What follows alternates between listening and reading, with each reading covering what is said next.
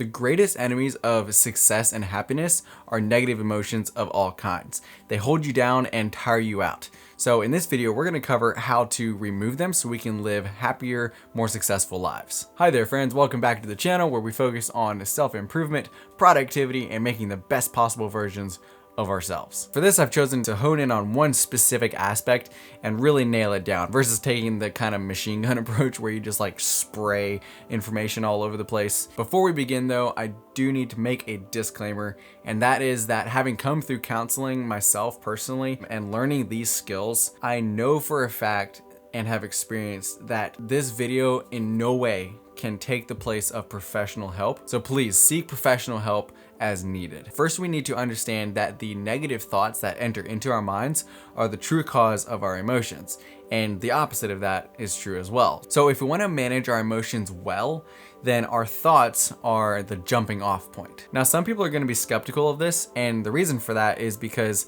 their negative thoughts have become such a pattern in their life that they're essentially on autopilot, which makes it very difficult to kind of step back and analyze. Thus, they're not able to see them as easily. Psychologists give this the title of cognitive distortion, which is basically a distorted idea or thought about the world around us. They are often automatic, which makes them very difficult to nail down. The premise of this is summed up very nicely by Epictetus when he says that people are not disturbed by things, but by the view they take of them. So roughly speaking, cognitive distortions are responsible for our negative emotions, such as sadness, fear, anxiety, etc. As we identify and change them, we will inevitably feel better. Now, we all face cognitive distortions of some kind, so let me go ahead and cover some of the main ones. All or nothing. This is when everything is black or white, good or bad, there's no middle ground. You may have heard someone say, like, if I'm not successful at what I do, I'm completely useless. That is an example of all or nothing. Overgeneralization. This is when something bad happens to us and we believe that it is the new norm. So take, for example, a guy that gets rejected by a girl. He may overgeneralize that and assume that all women will reject him. Filtering. This is when we take a negative detail of the situation and focus on it exclusively. So it makes us view the whole situation in a very negative view. Mind reading. This is when we assume that we know what someone is thinking and their reasons and intentions, even though most of the time we're wrong. Emotional reasoning.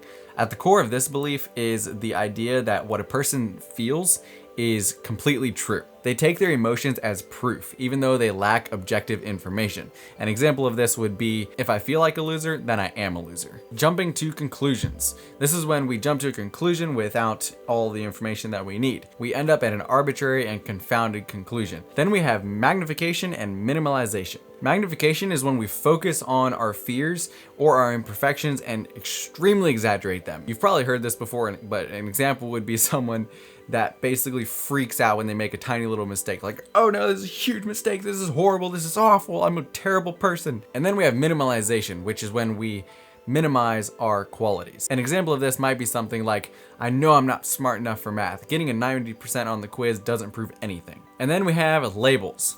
Guilty. Instead of identifying the mistake, we simply give ourselves a label. For example, I'm a loser. Or if we don't like someone's behavior, we'll simply label him as he's a jerk. Now, most likely we can all relate to those examples at some point in our lives. The reason why I went over all of them, even though they got a little repetitive after a while, is because before we can implement the 3 steps that I'm going to give you here in just a second to deal with them, we first have to learn to identify them and recognize them when we see them. So it may be helpful to kind of go over this list a couple of times and really cement that in your mind. That way, when you do have one that correlates with the list, it'll pop up in your mind as a reminder, and then you'll instantly recognize one. And the other reason is because cognitive distortions are one extreme or the other. And I hope that that was clear by the examples that I gave. They're called negative emotions for a reason. Please don't hear me say that having emotions is bad or that we need to suppress our emotions. We're created with emotion for a reason. We are designed to feel.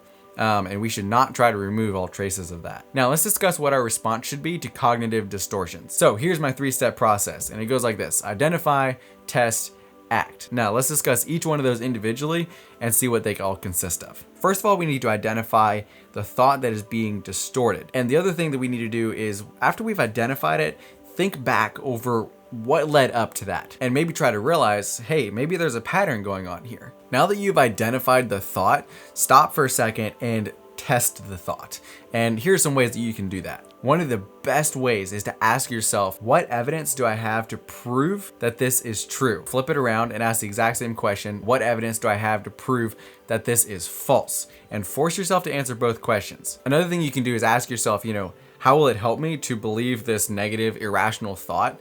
Or is it gonna hurt me? Another way that I personally found this very helpful is to challenge the absolutes. So for me, my cognitive distortions were often carrying words like never, always, can't, I'm positive, forever, and so on. I was positive it would take forever, or I never have time. Often simply catching those phrases and correctly defining the words is a large step in the correct direction. For example, I pretty much refuse to say the word can't unless I can help it. Saying that is agreeing that I have zero control over the outcome of the situation. And most of the time, that's simply not true. For example, saying like, I can't help you this afternoon is saying that I have zero control over how I manage my time. And I pretty much refuse to live like that. If someone gave me $1 million to help them in the afternoon, I'm pretty sure my can't would turn into could very quickly. Now, this is possibly the most important part, is acting out your decision. First of all, understand that your mind is very skilled at lying to you and feeding you negativity, which can make expelling cognitive distortions pretty difficult sometimes. But often simply identifying them for what they are, which are irrational distortions of reality, is often a huge step in the direction of solving them. Another way that will help is to practice compassion. Our minds often bash and rail us like crazy when we're in cognitive distortion. So imagine that you were, helping a friend that was also going through something like this. There's no way you would talk to them like that. You would be very uplifting and encouraging, reminding them of all the good times you've had, all the times in the past that they've pushed through something like this. So try to be the same for yourself. Speaking kindly to yourself seems pretty simple, but making a genuine effort each day to build yourself up will increase your level of confidence and your self-esteem, and is just simply a wonderful habit to make. Over time, you'll begin to develop more realistic and helpful thoughts, which will increase your mood, which will increase your thoughts, and then you have a beautiful upward spiral. So how do we live it? It would be extremely unfair for me to just leave you with just those 3 tips.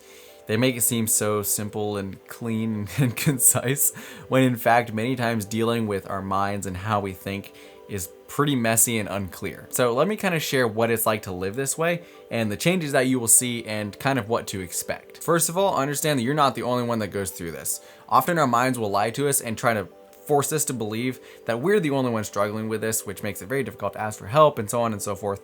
But it's not true, okay?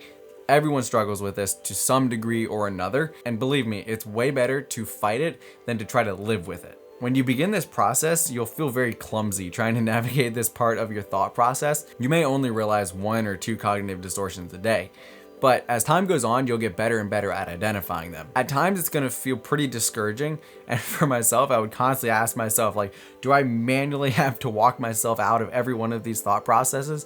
And at first, the answer is yes, you will. But keep in mind that you're actually reprogramming your brain and how your brain responds and reacts to stressful, negative thoughts. So as time goes on, your brain will begin to do it more naturally.